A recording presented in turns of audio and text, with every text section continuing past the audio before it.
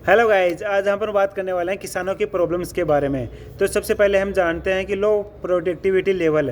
तो हम लो productivity level में बात करें अदर किसी कंट्री से, अगर अपने इंडिया को कंपेयर करें तो यूएसए, चाइना, ब्राज़ील से काफ़ी ही कम मात्रा में इंडिया की प्रोडक्टिविटी देखने को मिलती है। अब इसके पीछे बहुत सारे रीजन्स हैं। उनमें से पहला रीज़न हम जानते हैं स्मॉल लैंड होल्डिंग।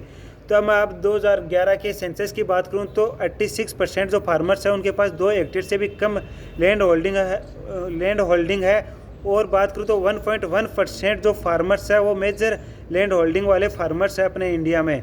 तो स्मॉल लैंड होल्डिंग होने के कारण वो पूर सीड क्वालिटी यूज करते हैं और उनके पास जो इरिगेशन फैसिलिटी है वो भी पूर अवेलेबल है।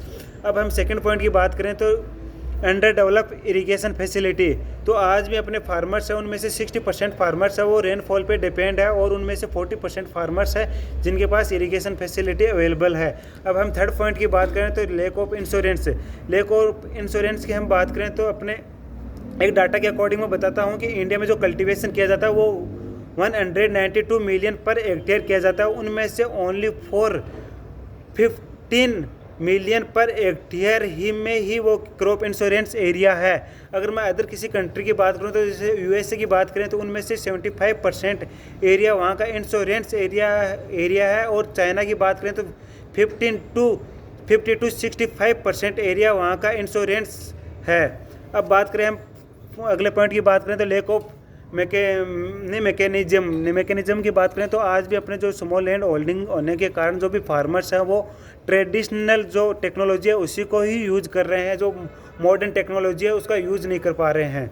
अब मैं अगली बात करता हूँ कि अगले पॉइंट की बात करें तो सिक्योरिटी ऑफ केसेस, यानी कि जो भी अपने जो बैंक रिलेटेड जो लोन रिलेटेड इंस्टीट्यूट हुए उनकी आज कमी देखने को मिलती है, जिसके कारण क्या है कि जो फार्मर्स है उनको जो पैसों की रिक्वायरमेंट होती है तो वो क्या करते हैं कि जो साहूकार या फिर जो ज़मींदार होते हैं उनके पास जाते हैं और उनसे जो लोन ले लेते हैं।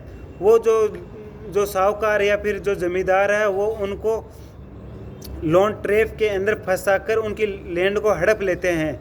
ये भी एक बहुत मेजर प्रॉब्लम्स देखने को मिलती है। मैं अगले पॉइंट की बात करूँ तो स्टोरेज फैसिलिटी की बात करते हैं।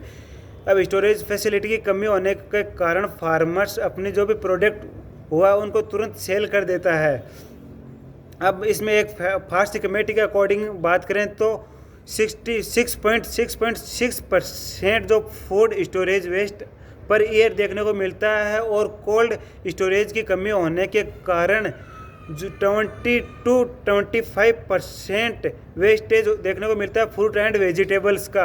अब अगली हम बात करें तो एग्रीकल्चर मार्केटिंग में क्या था, जो भी फार्मर्स होते हैं वो एपीएमसी मंडी के थ्रू उनको सेल करना होता है। तो उनमें से जो मिडल मैन्स होते हैं या फिर जो जिसको हम बिचौलिया बोलते हैं वो किसानों से बहुत कम प्राइस में खरीद लेते हैं, बाई कर लेते हैं, जिसके कारण हम अपने फार्मर्स की जो स्थिति है वो बहुत ही अधिक मात्रा में ख़राब हो रखी है।